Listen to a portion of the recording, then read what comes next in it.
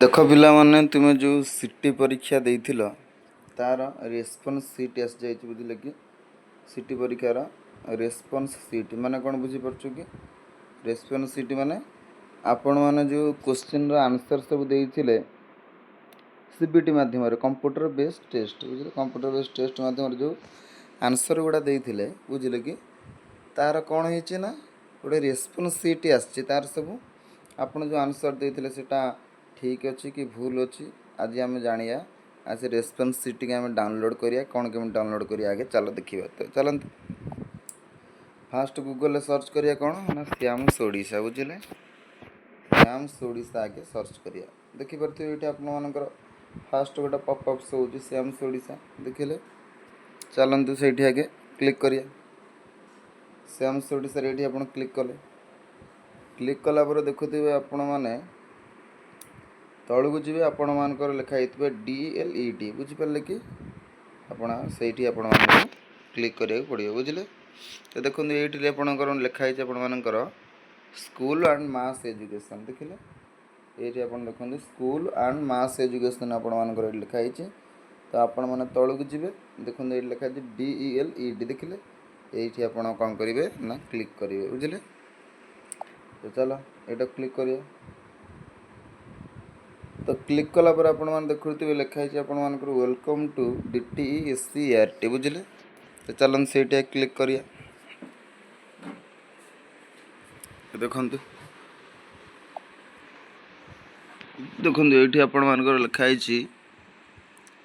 Response seat बुझे कि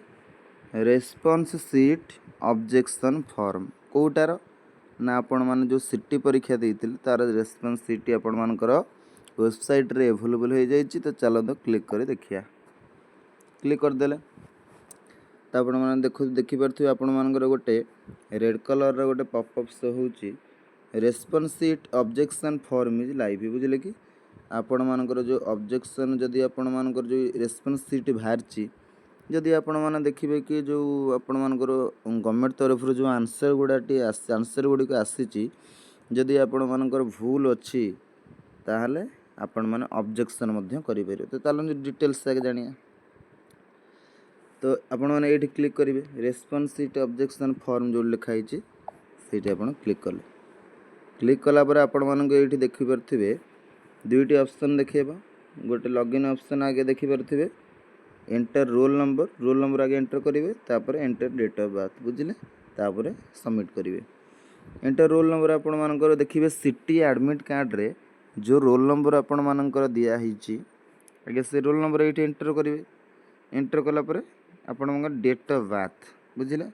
date of birth केमी एंटर करेंगे देखु फास्ट आपण मानकर मसीहा लिखे इयर जो इयर आपण मैंने जन्मग्रहण कर लिखे ये लिख सारापर आपण मानकर डेट लिखे लास्ट हो जाए आपण मानकर मंथ लिखे यही हिसाब लिखे कमा फमा आपण मैंने किसी देवे ना पूरा लिखे लिखिकी ये साइन इन मारे बुझे साइन इन मार सारापर आपण मानकर सामने गोटे रेस्पॉन्स सीट आपण मानकर ओपन हो बुझे रेस्पॉन्स सीट साइन इन मारला पर रेस्पॉन्स सीट ओपन हो तो चलतु मु जो रेस्पॉन्स सीट मु डाउनलोड करी तो चलते मुझे देखे दूची मोर तो बहुत भूल अच्छी तो चलो मुझे देखे दूँ कौन केमी मोर अच्छी रेस्पॉन्स सीट तो आपण मैंने देखिपे आपण मान रेस्पॉन्स सीट जितेबाला आपण मैंने डाउनलोड कर सारे आपणकर सामने गोटे ये देखेब प्रिंट रेस्पॉन्स सीट आपण मैंने प्रिंट ऑप्शन में क्लिक करेंगे आउ PDF डाउनलोड करदे डाउनलोड कर सारापर कौन करेंगे आप तलू स्क्रॉल करेंगे देखो आपण मानकर ये ना देखेब ना ये आप देखेब ये आप रोल नंबर देखेब बुझे चल चलू तलू जावा तो आपण मैंने देखिपे ये आपण मानकर क्वेश्चन आपण मानकर आरंभ हो जाऊँ बुझे देखु यहाँ कौ क्वेश्चन टी आपण मान देखु ना आपण मानकर जो लास्ट जो 15 तारीख रे आपण मानकर जो परीक्षा होता बुझे 15 तारीख रे जो एग्जाम होता यहाँ से 15 तारीख क्वेश्चन सिटी क्वेश्चन तो चलो देखिया तो देखु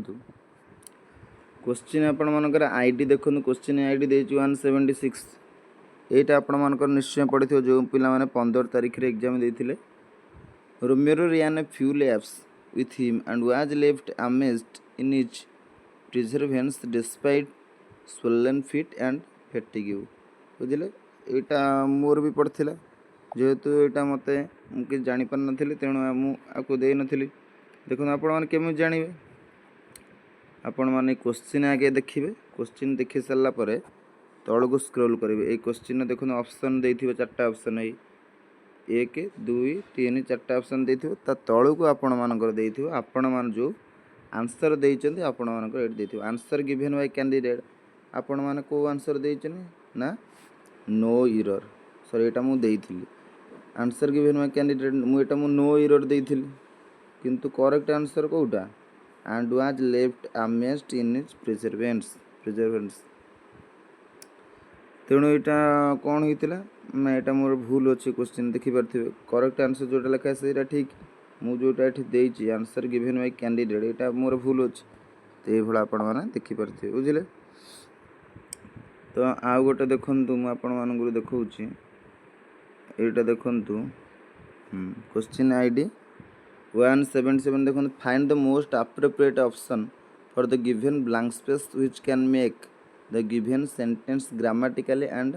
contextually correct ବୁଝିଲେ। Dash he never completed college, he runs a successful software company। ଏଇଟା ଆପଣମାନେ କ'ଣ ବସିବ ଅପସନ୍ ଯେଉଁ ଦେଇଥିବେ ଆପଣମାନଙ୍କର ବ୍ଲାଙ୍କ ସ୍ପେସ୍ ଦେଇଛି, ଏଠି ଆପଣମାନେ କ'ଣ ଦେଇପାରିବେ ଫିଲ୍ଅପ୍ କରିବେ। ଅପସନ୍ ଦେଖନ୍ତୁ ଦେଇଛି ୱିଦାଉଟ୍ ଦେଇଛି, ଆଉ ଇଭେନ୍ ଦୋ, ଡେସ୍ପାଇଟ୍, ଆଜ୍ ମଚ୍ ଆଜ୍। ତ ମୁଁ ଆକୁ ଦେଇଥିଲି ଇଭେନ୍ ଦୋ ବୁଝିଲେ। କରେକ୍ଟ ଆନ୍ସର୍ ବି ସେ ଲେଖିଛି, ଗଭର୍ଣ୍ଣମେଣ୍ଟ ତରଫରୁ ଯାହା ଆସିଛି ଇଭେନ୍ ଦୋ, ତେଣୁ ଏଇଟା ମୋର ଠିକ୍ ଅଛି ବୁଝିଲେ। ତ ଏଇଭଳିଆ ଆପଣମାନେ ଏଇ ଷ୍ଟେପ୍ରେ ସବୁ ଦେଖିପାରୁଥିବେ। କିନ୍ତୁ ଦେଖିପାରୁଥିବେ ଯଦି